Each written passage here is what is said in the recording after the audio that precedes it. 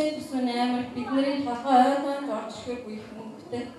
Тэгээ тэр нь хаашаа яаж хойрохыг бисээ мэдэхгүй л дээ.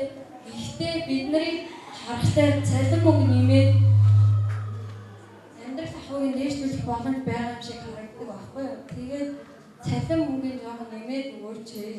Тэгээд хүмүүс чинь цаана тий хоёулаа ажиллаж исэн байсан ч мөнгө нь хүрхгүй байгаа. Тэр хүмүүс магадгүй бидний төсөөлөгөө цалин аваад байгаа байхгүй юу? Тэгэнгүүтээ тэр улсын хурц суучаад 100 мянгаар бидний баг амьддаг гэж яриад байгаа шүү дээ тий. Бид нар одоо тийм хүмүүсийг сонгож гаргачаад тэр хүн хаана амьдарч исэн тий баг Монголд байдаггүй байна. Өдрийн цайндаа 100 мянга дээл өгч байгаа шүү дээ. Жоох нь сонголтоо хийхдээ айлсвал хин нэгнийг улс биднийг төлөөлж гаргах гэж байгаа амьдралтай тий. Юм үндсэн энэ ард иргэд чинь дээр яаж амьдрах болохгүй гэдэг ашиг бүр багаас ингээд өрхөөс гэж мэддэг тийм мэдрэмжтэй хүн дээш нь ингэж гармаар байгаа шүү. Тэгэхээр та хэд маань ч гэсэндээ бэлдэж хин нэгнийг дээш нь улсын хурлтай аймаг юм уу гаргах гэж байгаа бол ард иргэдийнхээ амьдралыг сайн мэддэг хүнийг сонгоорой гэж хэлмээр байна. За баярлалаа.